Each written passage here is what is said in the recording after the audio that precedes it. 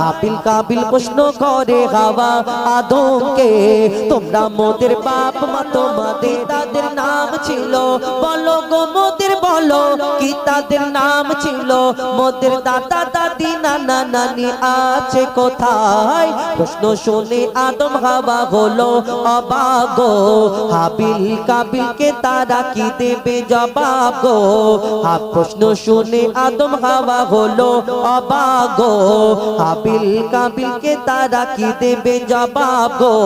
দুজনে আল্লাহ বলে সিজদাতে যায় চলে, দুজনে আল্লাহ বলে সিজদাতে যায় চলে, বলে মাসুম ছেলে মোদের কাছে একই জানতে চায়।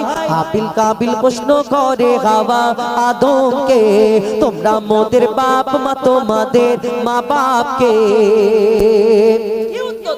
তাদের বাপ মানে কি উত্তর দেবে? পিতা আদম মা হাওয়া কি উত্তর দেয়? কবি ছন্দের মাধ্যমে আরো কি লিখছে দেখুন।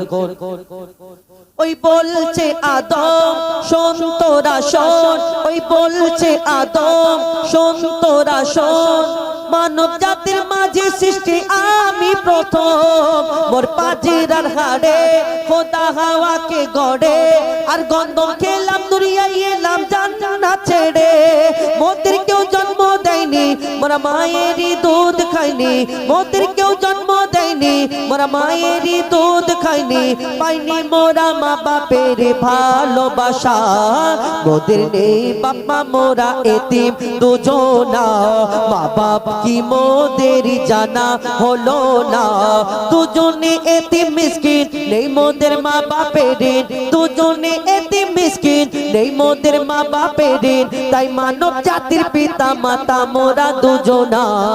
হাবিল কাবিল প্রশ্ন করে হাওয়া আদমকে, তোমরা মোদের বাপ মা তোমাদের মা বাপকে।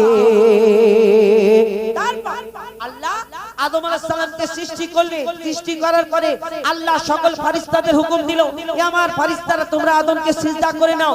মাটির পুতুল মাটির আদমকে সকল ফেরেশতারা সিজদা করে নিল, একমাত্র একটা ফেরেশতা সিজদা করলো না, যার নাম হলো আজাজিল, যাকে ফেরেশতাদের সরদার বলা হতো এই দুনিয়াতে।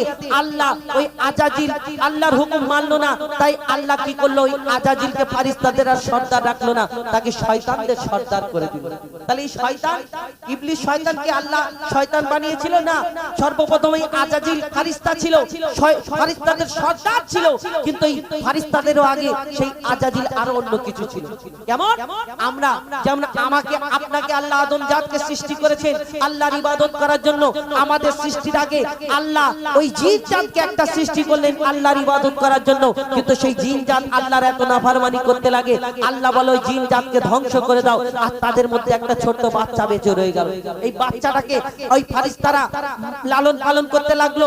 আল্লাহর এই দুনিয়াতে আল্লাহকে বলে এত সুন্দর বাচ্চা আমরা লালন পালন করব, আল্লাহ সেদিন বলেছিলেন আমি যা জানি তোমরা তা জানো না, কিন্তু সেই বাচ্চাটাকে 4 বছরের কম বেশি বাচ্চা, সেই বাচ্চাটাকে লালন পালন করতে লাগলো। বাচ্চাটা ইবাদত করতে করতে করতে করতে কম বেশি 6 লক্ষ বছর ধরে ইবাদত করলো, করার পরে যার নাম হলো আজাজিল, যাকে ফেরেশতাদের সরদার বলা হতো, কিন্তু তার মনে একটু অহংকার হয়ে গেল, আমি আগুনের সৃষ্টি, আমি জিন জাত, আর আমি মাটির পুতুল মাটির আদমকে সিজদা করব, এটা কেমন করে হয়?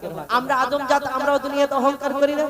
আমি সুন্দর দেখতে, আমার টাকা আছে, আমি এই আমার ক্ষমতা আছে, তোমার এই দুনিয়াতে ক্ষমতা আছে, টাকা আছে, সব আছে, ভিতরে যখন যাবে সোজা হয়ে শুয়ে থাকবে, সব তোমার ক্ষমতা শেষ হয়ে যাবে। এই দুনিয়াতে আমরা আদম জাত, ইবলিস শয়তান আজাজিল থেকে ইবলিস হয়ে গেল অহংকারে, আর আমরা অহংকার করি। কবি ছন্দের মাধ্যমে সেই সম্পর্কে লিখছে দেখুন। নিয়ে কাদা মাটি ধুল খোদা গড়ল পুতুল, নিয়ে কাদা মাটি ধুল খোদা গড়ল পুতুল, সে পুতুলে দিল নূরে মুহাম্মদ রাসূল, পুতুল নড়ে চড়ে আবার সিজদা করে, সারা কায়নাতের জ্ঞান খোদা দিল যে তারে, জিবরিল আমিনকে ধরে আজাজিল দুঃখ করে, জিবরিল আমিনকে ধরে আজাজিল দুঃখ করে, আমাকে বলে গেল খোদা আদমের মায়ায়, আমি জিন জাত তবু ফারিস্তাদের সরদার, সব থেকে বেশি জ্ঞানী এ আমার অহংকার।